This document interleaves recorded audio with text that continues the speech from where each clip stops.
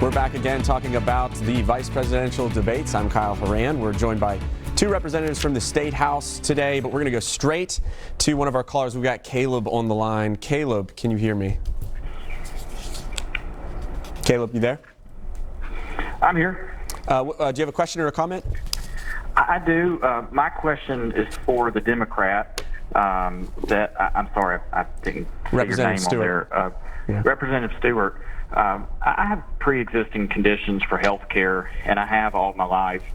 And I just want to know how you can say that the Republicans are wanting to take away protections for pre-existing conditions, and if you have any proof of that claim, or if that's just something you're trying to tell, especially for the amount of people like me that take it so seriously. Yes, I think that's a reasonable question. I did say that, and here's my basis for it. If you remember, at the very outset of the Trump administration, President Trump and the Republicans pushed for the elimination of the Affordable Care Act. And the Affordable Care Act is what created insurance rights for people with pre-existing conditions and dramatically expanded those rights and expanded health care for people throughout the United States. And so when the Republicans threatened to dismantle the Affordable Care Act, by definition, they were eliminating its protections for people with pre-existing conditions, as well as all of its other benefits. Affordable Care Act is obviously not perfect, but President Trump and the Republicans were never able to come up with their own plan. And so that's the basis for what I said. And I would say Republicans across the country continue to talk about eliminating or repealing the Affordable Care Act without really providing any substitute. And what that means, among other things, is creating a dire threat to people with pre-existing conditions. You know, what we should have in this country is just health care for everybody. There are a lot of different ways to do that. And, you know, right now, our healthcare system has a lot of good aspects to it, but it's not nearly consistent enough, and it doesn't reach nearly enough people. It shouldn't even make any difference in this country whether you have a pre-existing condition or not. You should just have healthcare like you would in most other industrialized countries, but we're not quite there yet. Anyway, that was the basis for what I said. Let's try to get a follow-up from Caleb. Caleb, do you want to say anything else? Caleb, are you there? Yeah, I was wondering, I saw the vice president last night said that was not part of the Republican platform, and that the president actually signed an executive order recently saying that the pre-existing conditions were protected. I'm just confused on that.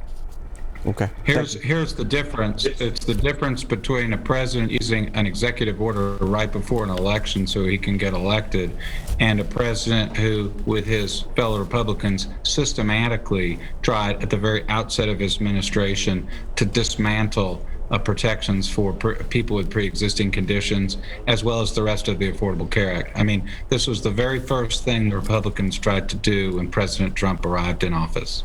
So, I mean, it wasn't just a minor thing that some of his aides did. This is a major Trump administration agenda item. He failed. President Trump failed, and thank goodness. But the effort was made. Representative Faison. And Vice President Pence, go ahead.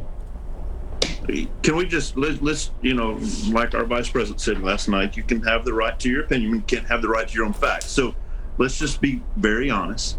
From day one, when Pence and Trump got in office, they have been passionate about taking care of people with pre-existing conditions.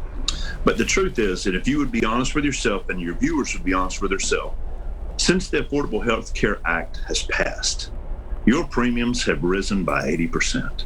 It's almost impossible to make a decent living and buy insurance anymore because they have passed the Affordable Health Care Act. We did get some more coverage, and we do need to continue to help the less fortunate. But this notion that somehow Obamacare or the Affordable Health Care Act has been some great benefit for America, the truth just simply isn't there. And so I think what you saw is the Republicans saying, what can we do to fix this train wreck? Because everybody who is actually paying their own way, all of a sudden is paying their way and several other people's way, and it's simply not economically feasible. So the notion to say that that this president wants to do away with pre-existing conditions, he said from day one that part was a good thing, and to make insurance companies pay for that part, the pre-existing conditions, so you can still get insurance. that's one of those things you say, you're just not being intellectually honest with yourself and with the American people. So I'm glad you brought that up, Caleb. All right, let's go to Mac, who's on the phones right now. Mac, can you hear me? Yes, sir, I can. Do you have a question or a comment on the vice presidential Well, I have a debates? comment in both. Since the president's got into office, all they try to do is impeach him. He ain't had time to be a president from the first get-go. They just tried everything they could. And then they call the man a racist. And I don't see the proof of that. And on the Obamacare, when I didn't do that on my taxes, I got fined for that because I didn't want to go with the last president's thing. And also, the last time I had a president, my neighbor married a man, and he was a man. I had to explain that to my children. I don't believe in that. Do you guys, either of you have a comment for that? Yeah, I guess I would just say, with regard to marriage, that's the law of the land imposed by the Supreme Court, so the president doesn't have anything to say about it one way or the other. And I support marriage equality. I think most Americans do. But with regard to President Trump not having a chance, the fact of the matter is President Trump has had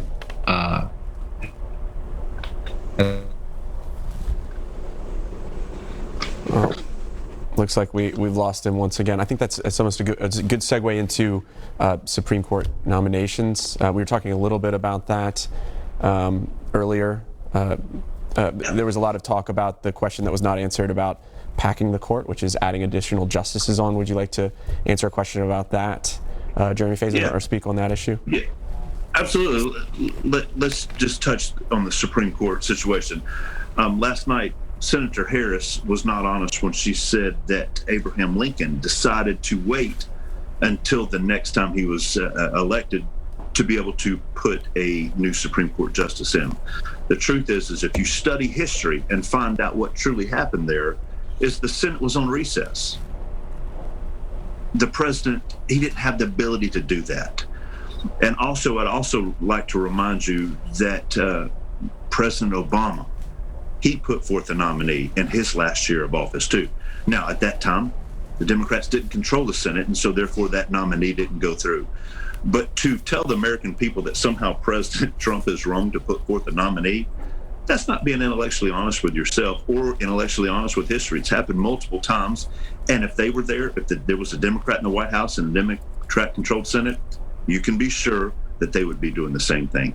And finally, the notion that we have somebody potentially going to be in the White House, if America votes for him, that will not answer the question whether or not we're going to pack the court, the United States Supreme Court. Guys, that should give our entire nation pause, great pause, and make us realize, you know what? This is the wrong way to go for a country, that somebody going to the White House could potentially do an unprecedented measure that would set into motion and a trajectory for this state that we could never come back from. Representative Stewart, I know you probably would like to talk about that, but we have to go to break right now. We'll be right back, and I'll let you speak on that. Thank you guys for watching Open Line. We'll be back in just a couple minutes.